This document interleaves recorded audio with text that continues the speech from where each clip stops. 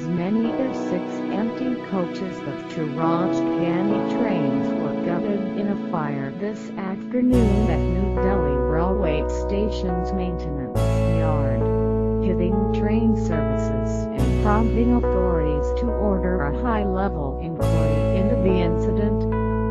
At least 5 coaches of the Bhubaneswar-New Delhi Rajdhani Express train were damaged in a fire that broke out while the train was in the New Delhi Railway Station yard on Tuesday after dropping off the passengers, officials said. However, no casualty was reported.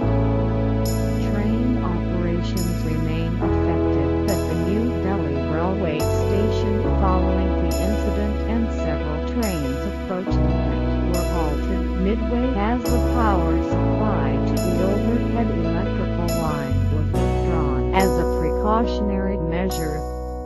After dropping the passengers, the train was halted at the yard near the washing line and was being readied for its return journey.